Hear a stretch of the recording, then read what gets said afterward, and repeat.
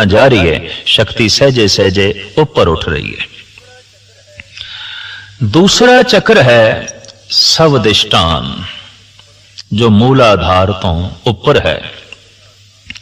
साधना करदे करदे, जप करदे करदे अभ्यासी दी सुरत जीवन शक्ति ध्यान दे आसरे ते जैसे ऊपर उठदी है, वो फिर सवदिष्टान चक्र नूं विन के ऊपर उठदी है।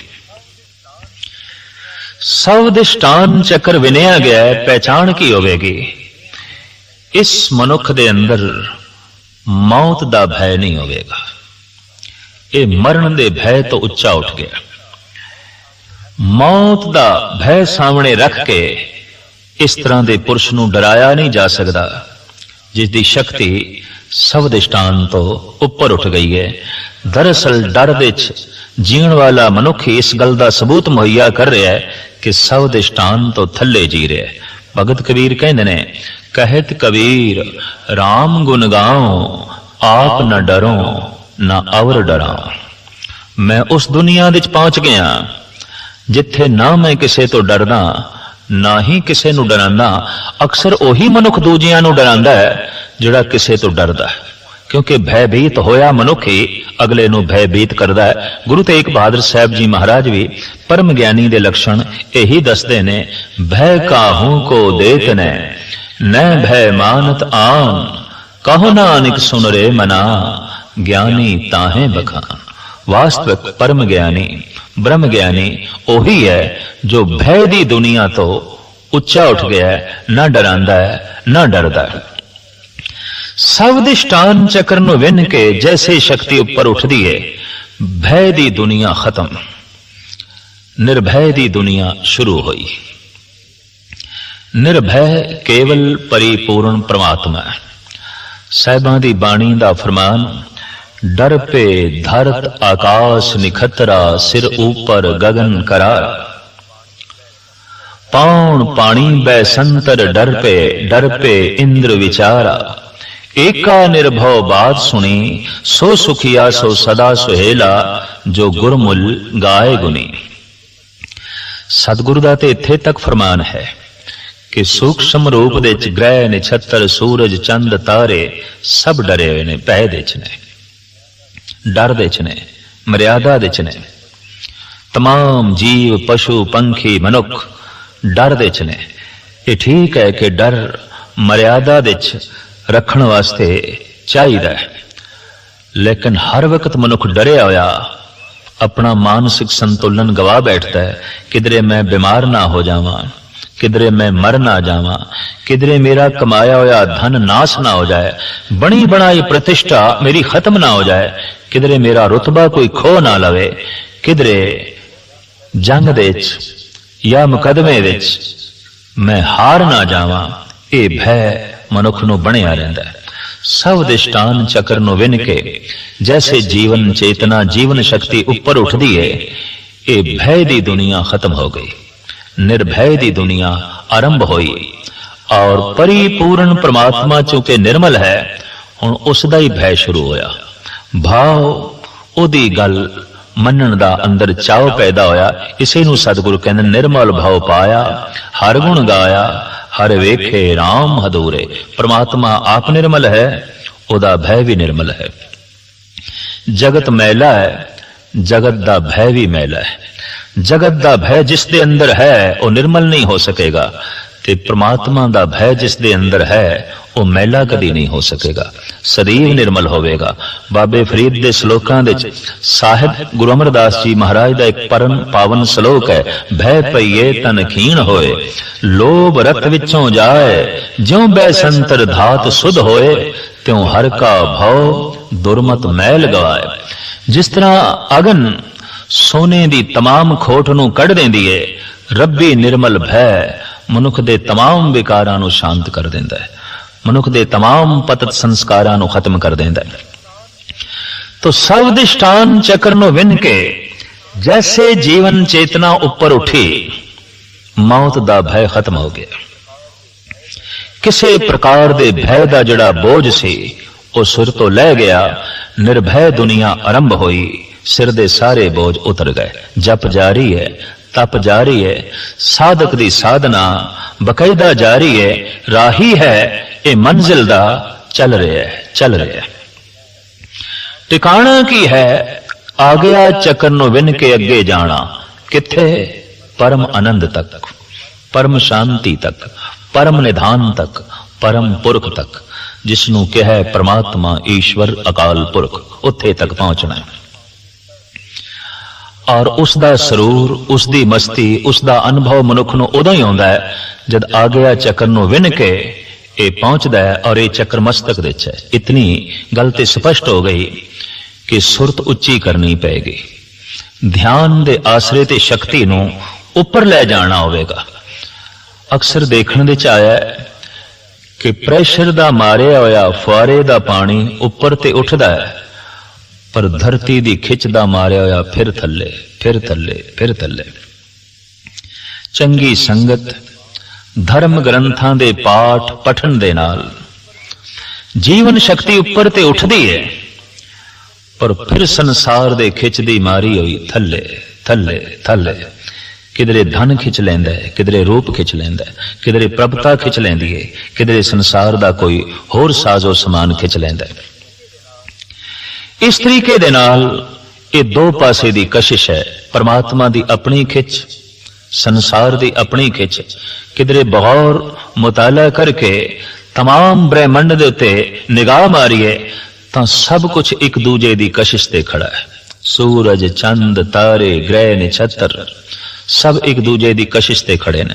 न थल्ले कोई थंबी है, न ऊपर किसी रस्सियां दे नाल लटके हुए ने, सब एक दूजे दी कशिश ते खड़े ने।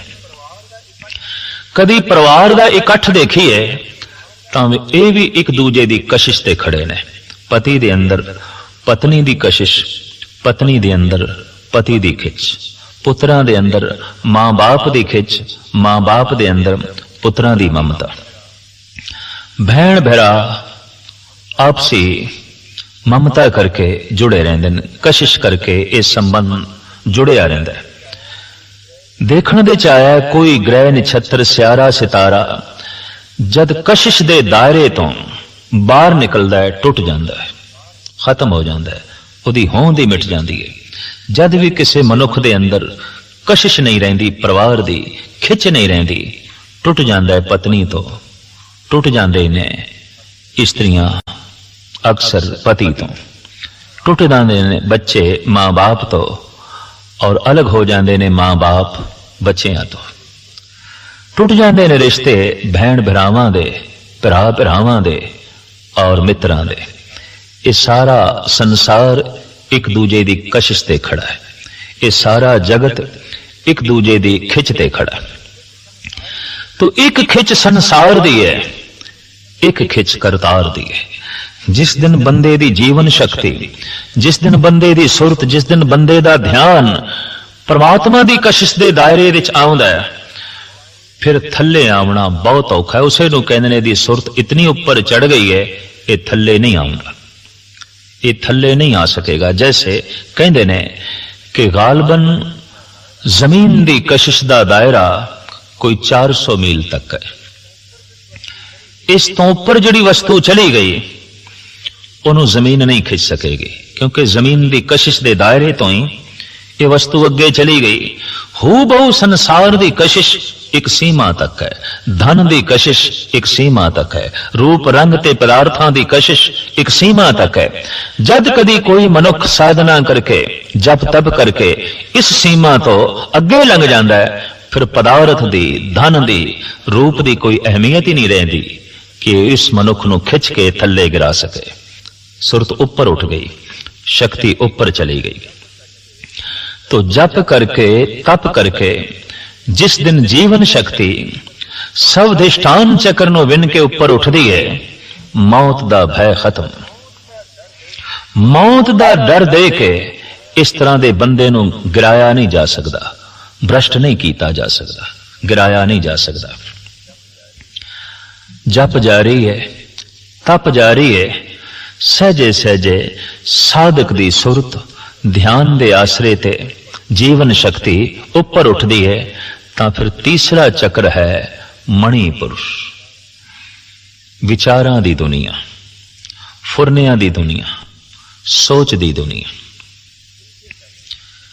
इत्थे तक जैसे शक्ति पहुंचती है और इस चक्कर नूं विन लिए, फुरने मिट गए, विचार शांत हो गए, भटकना मिट गई, टिकाव नसीब हो गया, एकाग्रता नसीब हो गई। अगे दी दुनिया जज्बियां दी दुनिया, वलवले दी दुनिया, भावना दी दुनिया। इसे नूं अक्सर धार्मिक विचारक ऐसा कहते ने कि एक अकल तो पार दी दुनिया है, एक अकल तो थल्ले दी दुनिया है, एक अकल दी दुनिया है। जो अकल तो थल्ले दी दुनिया है, ये पशुओं का जगत है। अकल है ही कोई नहीं, मन है ही कोई नहीं, सोचना है ही कोई नहीं। इस वास्ते हजारां साल तो, अणगिणत सदियां तो पशुओं की जिंदगी देखी दी है, कोई विकास नहीं होया, कोई उन्नति नहीं हुई। कारण मन ही कोई नहीं, विचार ही कोई नहीं, सोच ही नहीं सकते, बुद्धि ही कोई नहीं। तो बुद्धि मंडल तो थल्ले जीवना, बिल्कुल थल्ले जीवना, ये पशुओं का जगत है। बुद्धि दे तल ते जीवना, ये मनुखी जगत है। इत्थे सभ्यता विकसित होंदी है, समाज के नियम जन्म लेंदे ने, राजनीति के नियम पैदा होंदे ने, जीवन के ढंग रंग सब कुछ इत्थे ही आके जन्म लेंदा है। और एक ऐसी दुनिया है जो बुद्धि मंडल तो पार दी दुनिया है, जो अकल तो पार दी दुनिया है। उत्थे अकल भी नहीं पहुंच सकती, उत्थे बुद्धि दी भी कोई पहुंच नहीं। वो वलवलियां दी दुनिया, जज्बियां दी दुनिया, भावनाओं दी दुनिया। इसे नूं 20वीं सदी के मशहूर और मारूफ शायर डॉक्टर मोहम्मद इकबाल ने एक तार्किक नूं, एक विचारक नूं इस ढंग नाल समझाया। तेरे सीने में दम है, दिल नहीं है, तेरा दम गर्म ये महफिल नहीं है। निकल जा अकल से आगे के ये नूर, चिरागे राह है मंजिल नहीं है। अकल दी दुनिया तो अगे लंघ जा, ये ते रस्ते दा दीप है, तो मंजिल नूं छूण दी कोशिश कर। ये ते राह दा दीपक है, दीपक दी परिक्रमा ना कर। जो दीपक दी परिक्रमा कर रहे ने ये मनुख ने, ते जिन्हां दी जिंदगी च दीपक ही नहीं जलिया, भाव जो बुद्धि तक भी नहीं पहुंचे, पशु ने। और जो बुद्धि मंडल तो अगे निकल गए, देवते ने, फरिश्ते ने, कहते ने बुद्धि दी दुनिया तो अगे लंघ गए, ये रब दा रूप हो गए, ईश्वर दा रूप हो गए। इस वास्ते असी अक्सर देखते हैं जो बुद्धि मंडल तो थल्ले है, उन्होंने असी कह देने पागल ने, पशु समान ने। और जिहड़ा बुद्धि मंडल तो अगे चला गया है, ओदा भी आम संसार नाल तालमेल नहीं बैठता, तो भुलेखे करके उन्होंने भी पागल कहना पैंदा। ये दोवें पागल प्रतीत होंदे ने। बुद्धि मंडल तो थल्ले जो चला गया है और बुद्धि मंडल तो जो ऊपर उठ गया, परे दी दुनिया चला गया। ये दो तरह के मनुख समाज नाल अपना रिश्ता जोड़न दे असमर्थ हो जाते हैं। एक बहुत थल्ले चला गया, एक बहुत ऊपर उठ गया। एक दी गल इतनी नीवी कि पैरां दे थल्लों लंघदी है, एक दी गल इतनी उच्ची कि सिर दे उपरों लंघदी है।